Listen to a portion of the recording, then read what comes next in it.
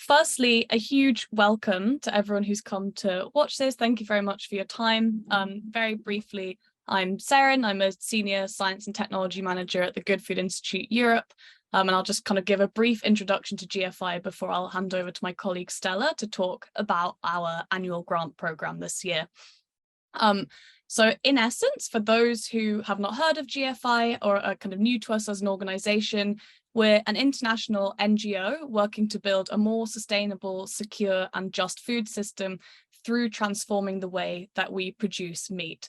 So to be specific about that, what we do as an organisation is we work with scientists and businesses and policymakers to try and support the transition towards plant-based and cultivated and fermentation-made meat, eggs and dairy. And then very specifically, when we're looking at scientists and the kind of research field, we're really interested in trying to help support and build a really strong and well-coordinated and well-resourced research ecosystem to address the technical bottlenecks to build better sustainable proteins. And our annual grant programme is one way in which we try to do that. So without further ado, I will hand it over to Stella, who will talk a little bit about what the kind of grant programme is and how it will work this year. Thanks so much, Saren, and thank you everyone for joining. I'm just going to share some slides and run through this year's request for proposals. So as Saren has explained, GFI runs an annual research grant program. So GFI is dedicated to accelerating the development of alternative proteins, and as part of this, we provide dedicated funding to address the scientific challenges associated with that transition. And we also do this in order to provide a community, to build a community of alternative protein researchers that has been very successful in moving on to unlock further funding. So you can see that our program is global. We've funded over 100 research projects thus far and awarded over $17 million US. So this year's research grant program focuses on 4 topic areas. Proposals are due on the 21st of September this year. And those 4 proposal areas I'm going to go through in a bit more detail, but all of them, in all cases, the awards will be for up to 24 months and there's $250,000 US available, which works out to be roughly 225,000 euro as an approximate. Also, in order to encourage collaboration and to grow the field, we're offering an additional funding pot of up to $100,000 US available for projects that involve collaborations with researchers that are new to the field. So to talk about funding priority A, this is extrusion. So we're talking about the most common process used for plant-based meats. The current technique, extrusion, has an output of approximately 500 kilograms per hour and can extrude protein at around 100 micromolar filtered fibers. It's a top-down technique for texturization. We're looking for proposals that articulate ways that they will improve extrusion processing to either improve the organoleptic properties, the taste, the texture, the nutritional characteristics of the product, or improve the scalability and output. So as these proposals are evaluated, we'd also like to see, like in the proposal, an explanation of the biggest challenge in their scaling and the way that you propose to address that. We also would positively consider proposals that have a techno-economic or a life cycle approach as part of the overall research. Moving on to funding priority B, this is around seafood cell cultures. So what we know is that there is a lack of information around fish and invertebrate cell culture, around how their doubling times are very long, we lack appropriate cell lines, and we don't well understand the metabolic efficiency of the cell cultures. We're looking for proposals that will help make culturing fish or invertebrate cells less difficult. So ways that improve the doubling times, the cell line availability, reduce media costs, and particularly with an eye to the research tools that might be needed in order to create those outcomes and ways that you plan to share those research tools with the wider community. So everything in this funding priority applies both to fish and aquatic invertebrates. what we're looking for is proposals that really focus on those, although comparative approaches to other like cell types might be appropriate. We really want the bulk of the proposal on the fish and cells. So priority C is around genomic scale metabolic models, pardon me. So this again applies, I'm going to be talking about cultivated meat primarily, but the objective applies to fermentation, biomass and precision fermentation. It's around optimizing the largest current cost and environmental impact driver of cultivated meat, which is the cost of cell cultured media.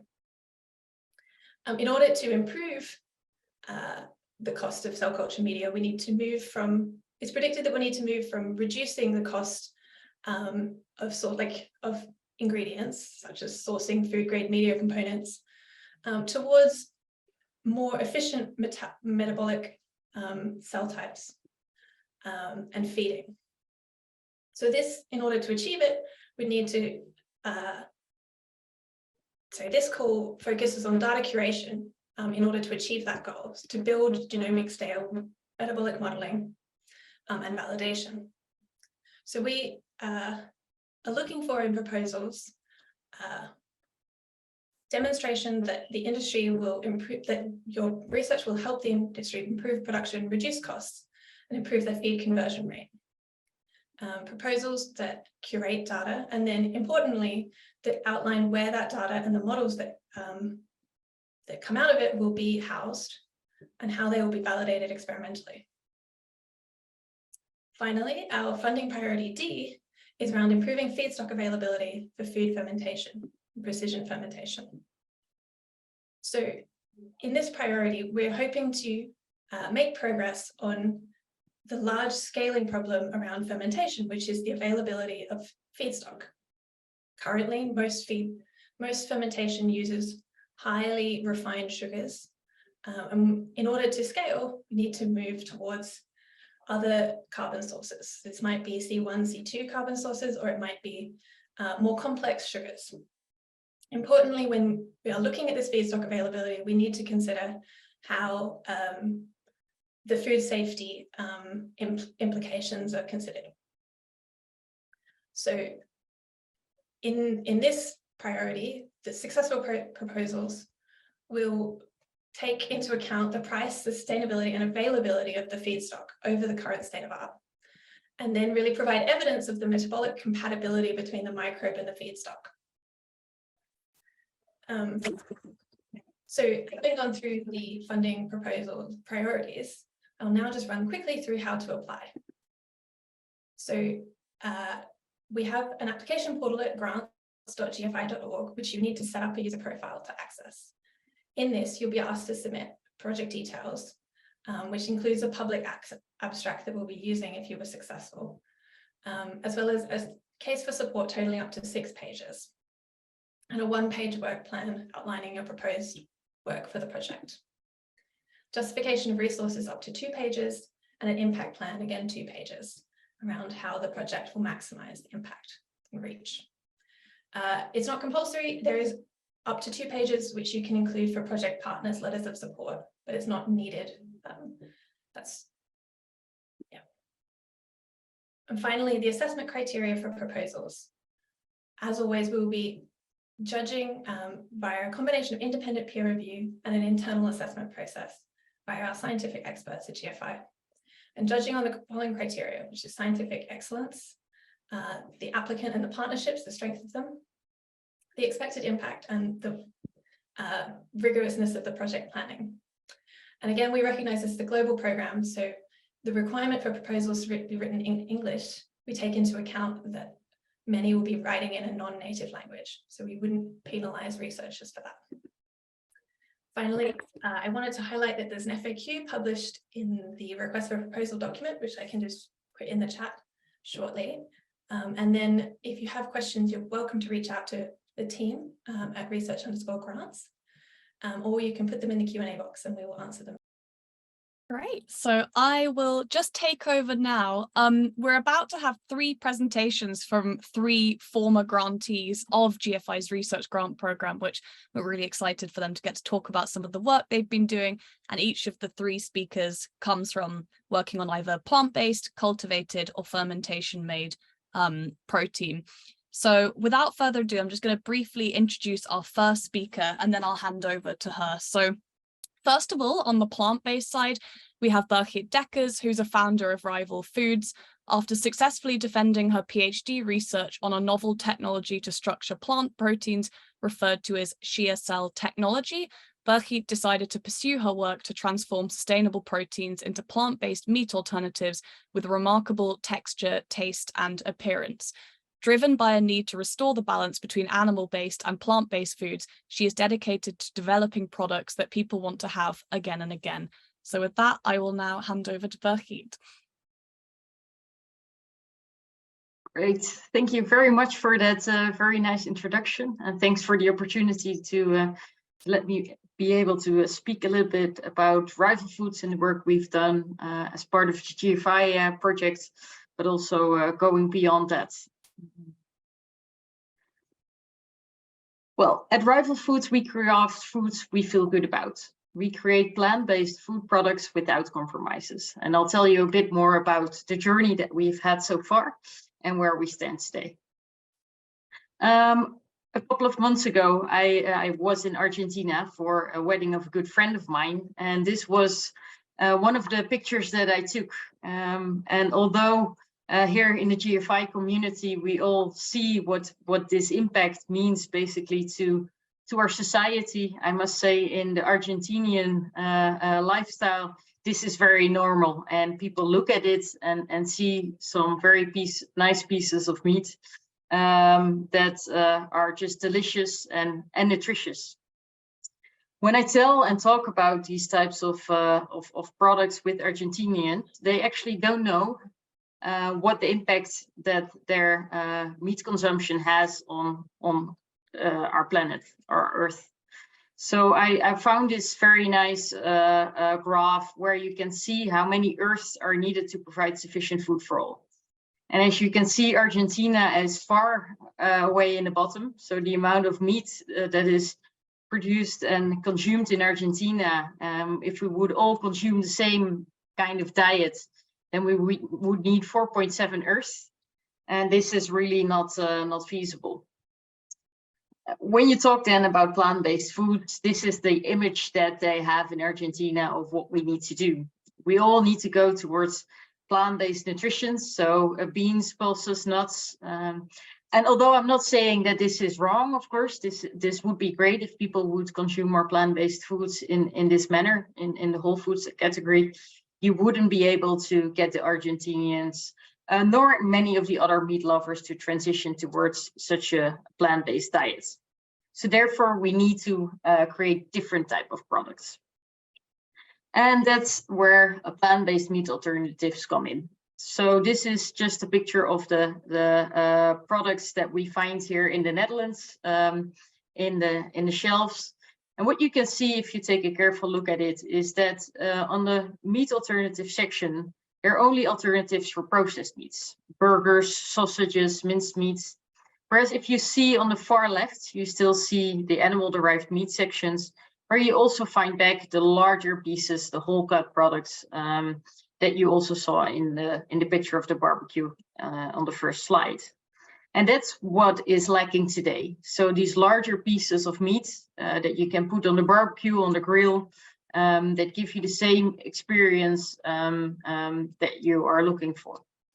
And that's where we with Rival Foods are working on. So these products that you see here on the right-hand side are today created with technologies such as mix and press. So you can use mixing equipment that is already being used in the meat industry for a long time. You can use texturized vegetable protein to create these types of products. And I must say, the processed meat products that are out there today are really, really great and a big step forward as compared to a couple of years ago. Then you have other technologies that is well known in the GFI network and society, as well as high moisture extrusion. And this is a technology that can be used, for example, to create fibrous texture for chicken pieces, for example. And although this is a great technology, it's often described as a black box, as it is quite difficult to understand what you put in, what comes out, and also to scale up this technology even further. And that's why I greatly appreciate the new GFI Research Grant that is offered to better understand these types of processes. And that's also something that has actually been done at Wageningen University quite some years ago by Professor Adriaan van der Groot, who you see on the picture on the right-hand side. He wanted to better understand high moisture extrusion processes and created his own devices to do so. And over time, actually, the research evolved and it became a technology on its own, which is called shear cell technology. And I was so lucky that I could be part of his research projects between 2014 and 2018 to better understand the effects of high temperature and pressure treatments on plant-based proteins for structuring plant-based ingredients. And this was very, very interesting to me. And as part of my PhD, I also joined a bigger group that actually wanted to translate this lab scale type of equipment that I was working on, which is 100 grams per hour, basically, into something that could be used for a larger scale. And that's where at the university, in collaboration with a technical university of Delft, a pilot scale equipment was created. So larger pieces of meat and fibrous textures could be created. And there it really became evident why this is different from high moisture extrusion, because larger chunks of fibrous material could be made, really replicating the whole cut category of products. And although this was a great step forward from the scientific point of view, the gap between scientific research and actual commercial implementation was still huge. And that's why we founded Rival Foods. Together with my co-founder, Ernst Bril, we founded Rival Foods back in 2019. And the funny thing is that I found Ernst through the Good Food Institute, actually via the idea section. So people can subscribe when they want to be active in this field. And this is what Ernst did. I found him through the Excel file, contacted him through LinkedIn. And that's now 4 years ago. And we're still, very good friends. We became good friends, but also still very hard working on Rival Foods and the company, basically to transform this scientific findings to really commercially implement it. Well, and what does that mean? Well, first of all, thank you to GFI for introducing me to my co-founder. That's great. But also we then got the funding to actually do some very important work, basically transforming research equipment into equipment that could be commercially applied. Which was a big step. And moreover, we've been working a lot on the products itself that we want to sell in the end to consumers to help them transition towards a plant-based diet. And this is our flagship product. It's a chicken breast fillet with the fibrous texture and remarkable juiciness that you can see here as well.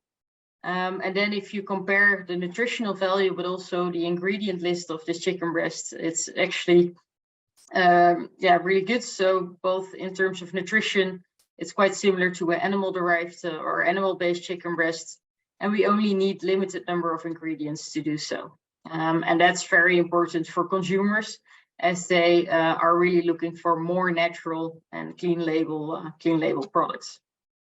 Well, besides the chicken, we also have been working on the rib fingers, the pulled chicken and pulled pork, and pork tenderloin and tuna steak, which are still under development. And of course, we're not doing this just with Ernst and myself, we have a great team of passionate scientists, food technologists, mechanical engineers. We have some people that have been their lifelong vegetarian.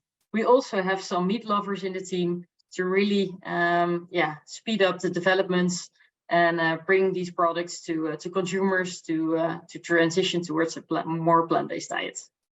With that, I would like to thank you very much again, GFI, for giving us the opportunity to work on this. It really brought us major steps forward. And thanks a lot. If there are any questions, I'm open to it. Thanks. Great. Thank you so much, Birgit. It's amazing to see the progress that you made during the grant and since then through the spin out company. Okay, I am now going to introduce our next speaker, who will be talking about the work that she's been doing on the cultivated meat side. So Dr. Petra Hanga is the co-founder and chief scientific officer of Quest Meat Limited, a startup based in Birmingham, founded in August 2021.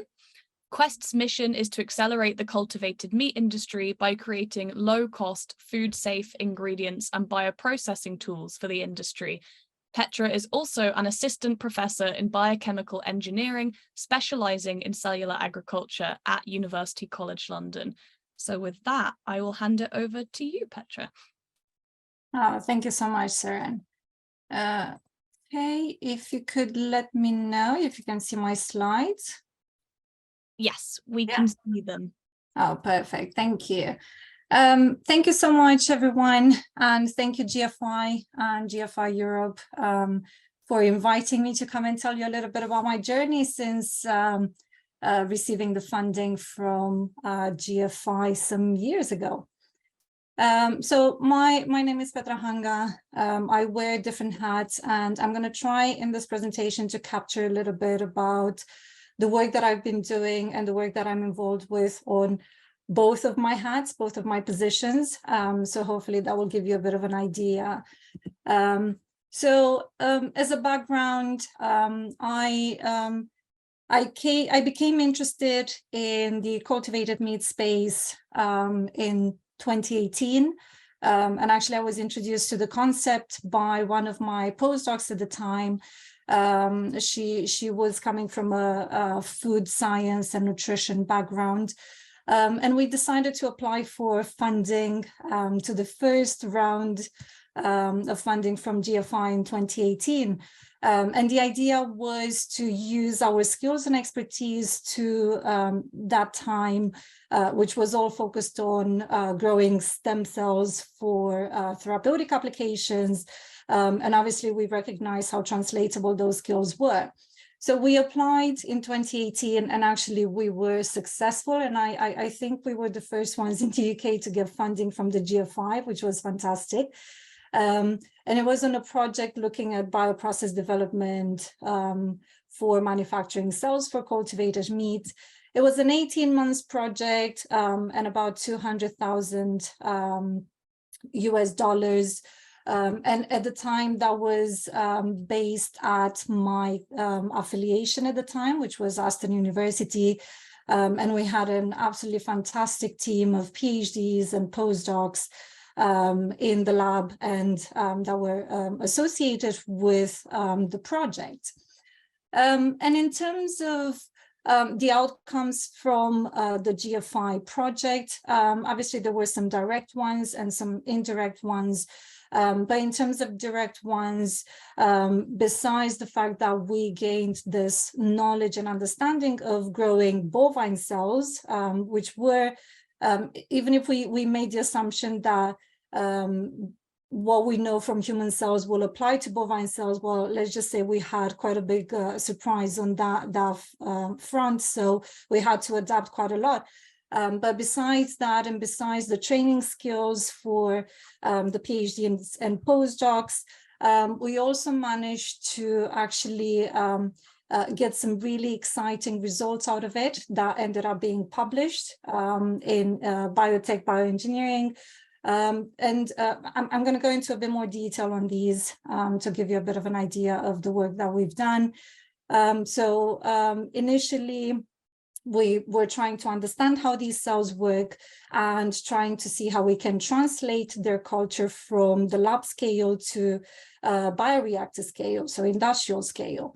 And we've done an initial bioprocess development using semi-controlled bioreactors, spinner flasks around 100 milliliter size, using commercially available microcarriers, because that was what we had to work with at that time back in 2018.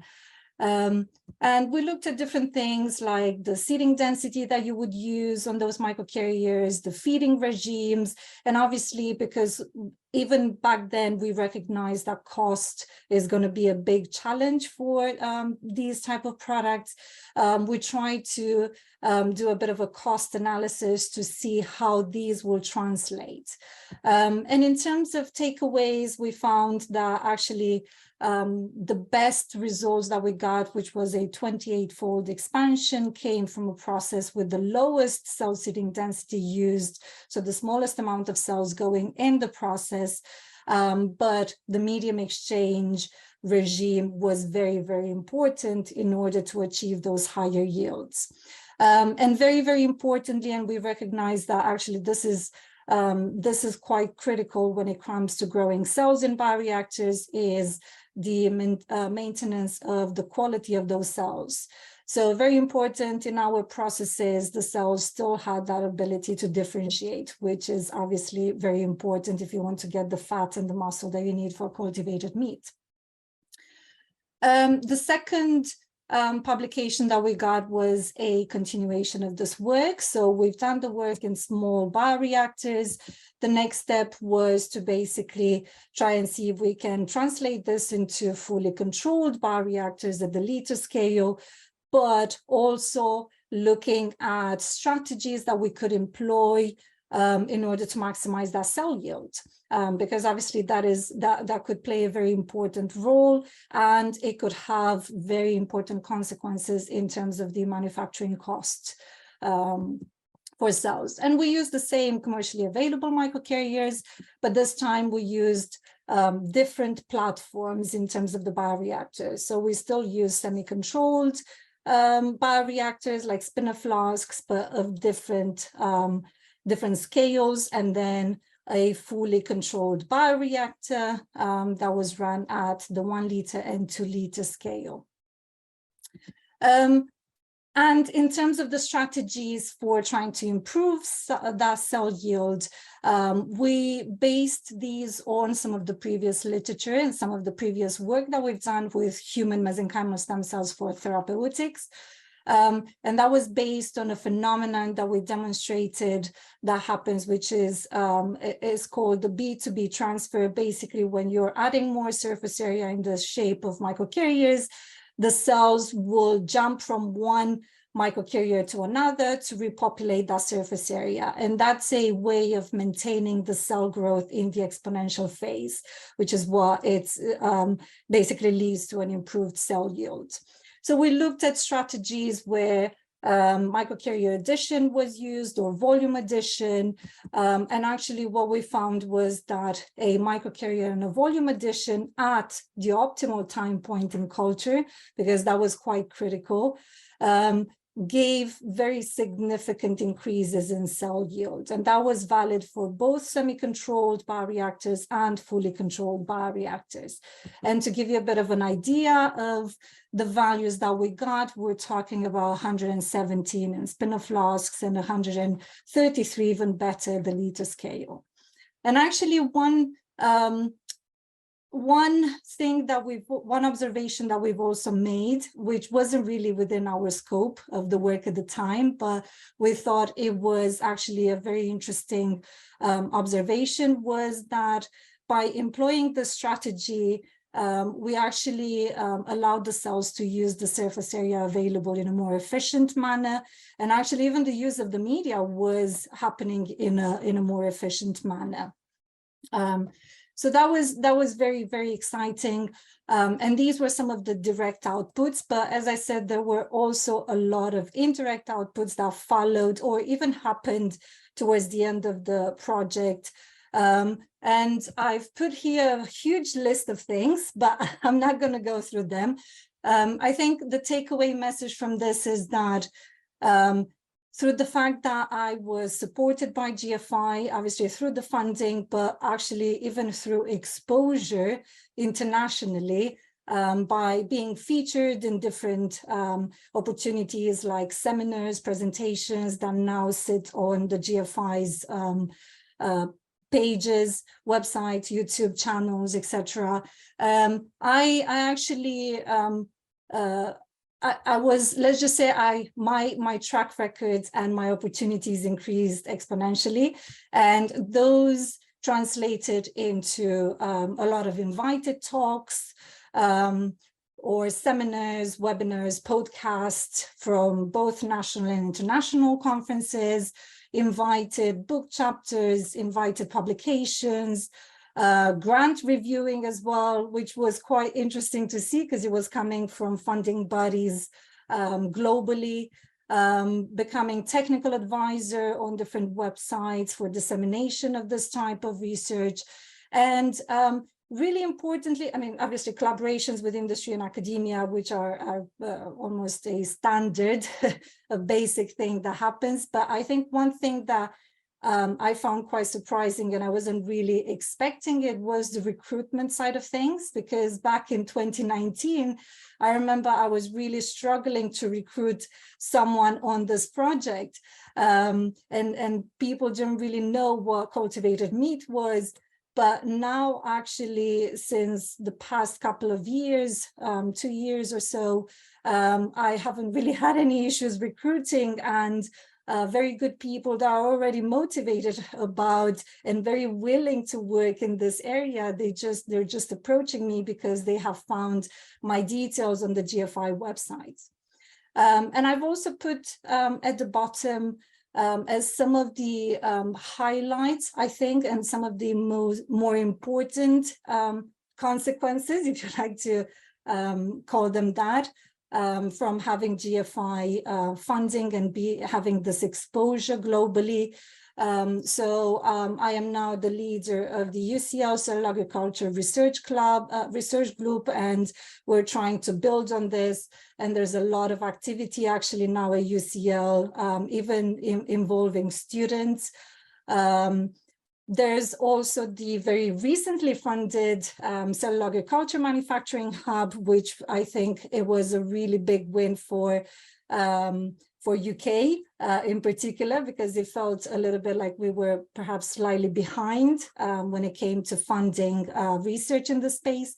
And I would like to think that it's also a consequence of having that GFI funding, that I had the opportunity to become a co-founder and the chief scientific officer of a startup, Quest Meat.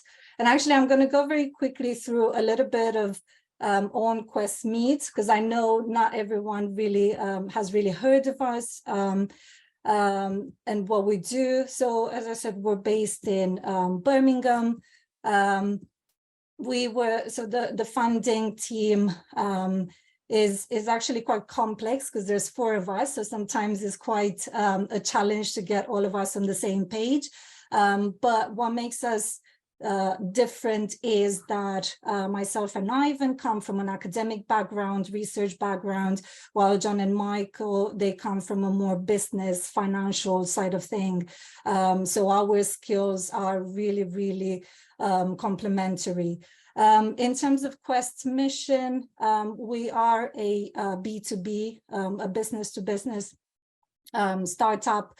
And our role is to accelerate the cultivated meat industry by providing products and tools that basically target some of the current gaps. And that's the cost, the food safe, the sustainability of what is being used in the industry. So in terms of offerings, we have cell lines, which are license-free and from different species. So we currently have commercially available bovine species now, both myosatellites, adipose-derived stem cells, and bone marrow MSCs. And I think what really makes us different is that we're not just targeting one breed, one cattle breed, but we're looking at multiple cattle breeds. And currently we have cells from Aberdeen Angus, Belgian Blue, well, British Blue, the equivalent of Belgian Blue, and also Limousin. And one thing that we found by working with these cells from different breeds is that actually their growth and their ability to differentiate is surprisingly different depending on the breed. So that is something that we're working on now, and we're trying to get that research out in the form of a publication, because we think it would really help the industry make decisions when it comes to the cells. And the cells are obviously a big element for the success of the manufacturing processes.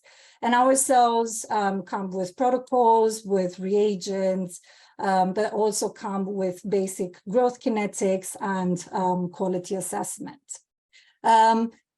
And the main thing that Quest does is basically focusing on ingredients. And we've identified a low-cost food-grade ingredient that is sustainable and is rich nutritionally. And what we are really working on now through collaborations and through just internal R&D is to translate this ingredient into different product offerings in the shape of microcarriers, which are food-grade and animal-free, serum-free media, that is cheaper than the formulations based, the typical formulations based on growth factors, and also animal-free coatings. So on that, I would like to finish, and I am really happy to take any questions. If you have any, feel free to get in touch with me as well, if nothing comes to mind now, but comes to mind later. So thank you. Thank you so much, Petra, for that overview. And it's so cool to see how, not just how kind of post the grant, how many opportunities you've had in the space, but also just how reflective of that is of how much the cultivated meat space has grown in general over that time. So that's really cool to see.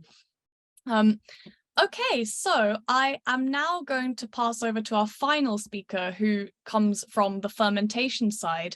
So just to give a brief overview of who he is, we have Richard Splivallo, who is the co-founder and CEO of Nectaris, a food tech startup located in Switzerland and in France.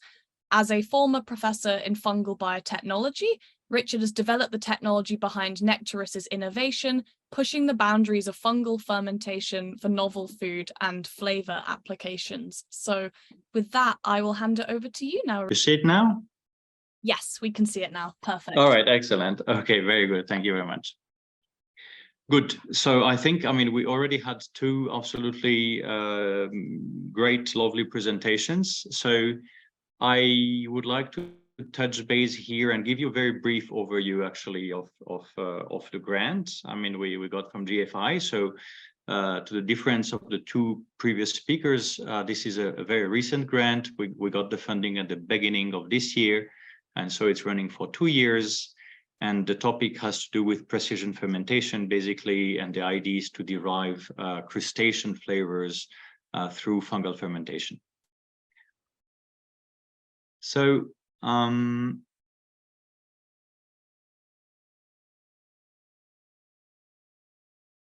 okay. So, all right. So a short word about myself. I think, Sarah, you introduced me well. So, basically, I have two hats, right? People always see me with a hat. So this is generally the way I look. One is an MBA, and the other one is, well, I have a PhD in fungal biotechnology.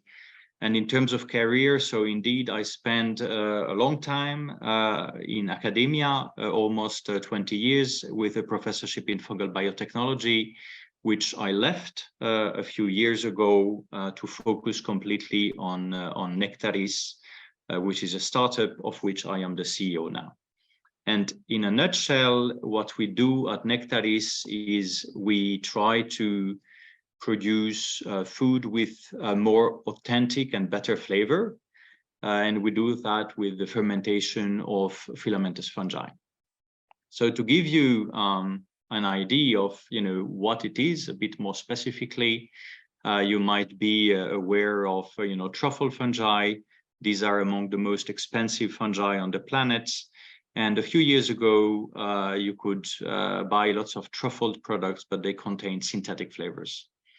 So our understanding here, and this is what I call the Nectaris method, was to observe that actually inside of this fungi, you have lots of microbes, and it's the microbes per se that are able to produce the flavor by feeding on truffles. Okay, so this is a technology that we patented and that we are able to use today, like in a certain way, reproducing what is happening in nature and working in a kind of like fancy beer brewery. We are able to produce truffle flavor on demand.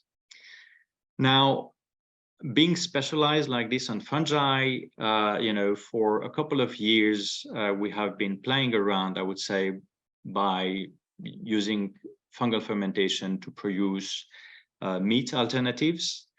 But you might be aware of the fact, I think that, there are already plenty of players out there. And in the first presentation, we have seen that some companies are already very advanced. So we kind of, questioned if for us, this was really the right way to go. And this is when we came along with, we basically found the call of GFI, so last year, and it was a specific call asking for solutions for seafood, right? And then we kind of, we had already some preliminary results that looked very promising. And we kind of, shifted gears and we said, okay, we could use our knowledge about fermentation and we could ferment, specific, in this case, microalgae with specific microbes, so mostly filamentous fungi, with the idea to kind of modify the flavor and try to screen for something that is more like on the crustacean side. So for example, lobster, okay? So we use, you see a nose on the presentation. In a nutshell, we use sensory science to evaluate the outcome of our fermentations. And you can see on the right half of the screen, so basically we are one startup, but it's also important to highlight, right, that you can have those academic partners. And in our case, we have one partner in Switzerland, that is Agroscope, that is the Agronomical Research Institution of Switzerland. And we have another academic partner in France that is, let's say, helping us for the sensory part. Now, we were asked to kind of comment, and I think that this is important, of, how was the experience? How is it when you apply to this GFI grants? And, how easy or difficult is the process? So here I can really tell you, like thumbs up for GFI, because I think I applied to about more than 30 grants throughout my career so far. And this was one of the easiest, let's say, and the most efficient process. Efficient, right? Because the applications are short. It's a two-step application process. It's very short. It has nothing to do, for example, with European applications that are extremely heavy. This is really to the point, so which is great because you really have to refine your IDs first, right? Then we got great support from GFI, the GFI team, in the sense that at the beginning, we had some, general questions. Can we really apply? Do we fit? Just an email. Immediately, we got some very clear, very focused answer. And then I would say this was maybe the biggest challenge. As a startup, we were, a bit worried, a bit hesitant about let's say, the conditions about IP. And here again, I have to say that, what became clear by discussing with the GFI team was that as long as, let's say, the vision is aligned and, you want to bring this alternative protein industry forward, they are able to show lots of flexibility. And this is something that we heard, and then we got the grant, and then we had to negotiate for the contract. And there again, I can confirm that really the team was very flexible. So that was very positive. So what kind of other doors did that open? Indeed, I think it was mentioned already before, but yes, certainly there is visibility. For us as a startup, I mean, it did also help us to, receive some extra grants. So, I mean, this is, absolutely great. And so this is my last slide. Now, just, to touch out a bit to, I mean, the potential applicants out there. So, I think, I mean, it has been clear. We heard about the criteria, and of course, top science is obvious. But, I mean, if I have some personal vision or recommendation here, I think, I mean, one indeed has to just to be aware of, product market fit. And I mean, I say this because this is a business term. Oftentimes scientists are, not so aware. So here we're speaking about the fact that you might be a scientist and you're convinced that you have an idea that is going to like change the world. However, please be aware that it really has to answer, right, like something very practical potentially. So product market fit, definitely worth looking at that. Oftentimes people miss looking at existing IP. And I mean, personally, I find this, let's say, it's better to do the reverse. And it's relatively simple nowadays to do an IP search. You have an ID just to see if, maybe your ID is already out there and you can't really patent it. So be aware of that. If you are working for university, try to talk with your tech transfer office early on. Once again, because I mean, if you're working there and you're thinking of becoming a founder afterwards, it's very good to clear, I mean, the path and not to run into complications. And last but not least, of course, I mean, you apply as an individual, but what matters is a team. And as the team, right, it's also said in the criteria, I mean, it's the people that you collaborate with in terms of potential academic partner, but in our case, it was also the team within the startup, and so the different team players with the different competencies. All right, I think I said everything. I said enough. Thank you again. Great, thank you so much, Richard, for talking us through the project. So for those who have been watching those 3 presentations that we've just had, I know we've had a couple of questions in the chat, but if anyone else would like to ask a question to either Birgit, Petra or Richard, please do post them in the Q&A chat, because we still have a few minutes left that they can hopefully answer those questions, whether it's about their grants with GFI or other aspects of their research that they presented on.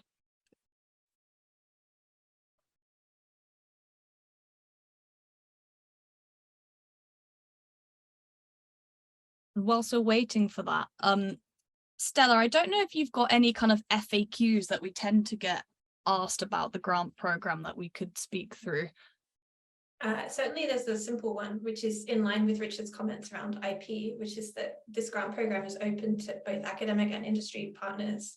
What GFI is really interested in is that the results of your work are at some point publicly disclosed. So we would like it to benefit the field as a whole, but that doesn't prohibit like securing IP before that happens. And so we're very flexible around, like, if we're funding industry, and particularly that's a very important feature for them, you can sort of submit your patents and then publish.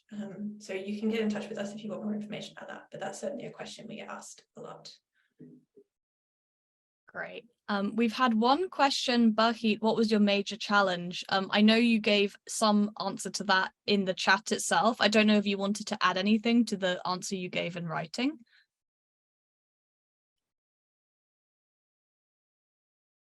So let me see if that still works. Yeah. Well, the question was, what was a major challenge? And I think for all of us, it was the case that COVID just started happening. So it's the obvious one that was a challenge for us. Of course, buildings being closed, working together with people over Teams and over Zoom works great. But if you're developing food products that need to be tasted, that need to be developed, this was a major challenge. We also had several technical challenges to overcome, basically in scaling our equipment. I heard it also with Petra and Richard, of course, going from a small scale, scaling up is a challenge always. And there are things that you can think about and predict, but there are certainly also things that just come up and you have to deal with those things as you go. And then what is our key unique product property is texture. So we create these long fibrous whole cut textures, and we have to, or we collaborate with companies on flavor. So therefore, it was very interesting to listen to your presentation, Richard, about flavor, because this is something I think we really have to collaborate on these types of aspects to make these types of products even better. Great, thank you. This year, I think it's the case that this is the first time where there is additional funding available if you bring in someone who's new to the field. Could you talk a little bit about what that means and how that would work? Yeah, of course, be happy to. So yeah, you're right. This is the first time we've offered this additional collaboration money. Firstly, important to note that if you are new to the field, it's possible that you could claim that additional funding as a part if you put together a partnership grant. The other thing that is really important there is that the partnership or the collaboration needs to be meaningful, but it doesn't need to be the entire extra money. So it needs to be more than just the sort of tapped on extra to your project, but it doesn't need to be the entire 100,000. You could partly allocate that to your part of the project as well. Yeah, I think it's a really nice addition to the program, this trying to kind of grow the field even more and bring new spaces through the grant program. Yeah, can I add something to that? Please do. Because so we had it actually already last year, this possibility to have these collaborations, and then so indeed, right, what is different from the typical other kind of fundings is that it's only the applicant, I mean, the contract is only signed between the GFI and the applicant, right? And the academic partners, the deal with the academic partners, that's the responsibility of the applicant to, sign something with them. And so, in our case, so for example, we discussed the thing with two potential partners, and, one was very straightforward, and, then we did a contract, and they understood the terms of GFI, no problem at all. And with the other one, right, it's a super headache, which is, I would say it's business as usual. But you have to be aware of that, right? And you have to, to try to negotiate as early as possible, because very often it's not the standard way. But I think it's much more efficient this way. Right. How many proposals are expected to be granted in each priority? It's a really interesting question. So there's no allocated funding per priority. We're expecting, I think the number is 3.75 million for the total funding this year, and then proposals will be ranked against the full sort of field of applicants. Okay, a question for Petra, and it probably will actually have to be the last. Well, we'll see. For you, Petra, you talked about semi-continuous systems. Was it for recirculating the materials for sustainability reasons? Actually, I was talking about semi-controlled environments with the spinners, but what you mentioned in terms of continuous systems and recycling of media, of water, these are the kind of things that we will be looking at in the CARMA, the Cellular Agriculture Manufacturing Hub. Those will be some of the projects. What I didn't mention is that the CARMA Hub will start in October this year. So we're super excited, and we think there's going to be a lot of very interesting work coming out of this over the next 6 years, because that's how long the hub will last. Yeah. Perfect. Thank you, Petra. Okay, well, I think we'll close it out there. So yeah, firstly, a big thank you to our three speakers for speaking about the work that they've done through their grants and are going to be continuing to do. In the case of you, Richard, where your grant is still ongoing. It's so cool to see the range of different projects that can be relevant for driving forward sustainable proteins. It's such an interdisciplinary field, and it's really just exciting to see the work that the three of you are doing. So a huge thank you for that. And a thank you to everyone else who has come to attend and listen to the webinar today. I'm really hopeful that many or all of you will consider applying to the grants program. We're really excited to have really strong representation from across Europe. It's a global program, but we really hope that everyone in Europe sees that it's something that's potentially relevant to them and could be a way to kind of bring them further into the space. So yeah, a big thank you, and we look forward to seeing your applications, hopefully. And with that, I think I will leave it there unless I missed anything, Stella, that I should be saying. No. Okay, great. In that case, thank you, everyone, and wishing you all a lovely evening ahead.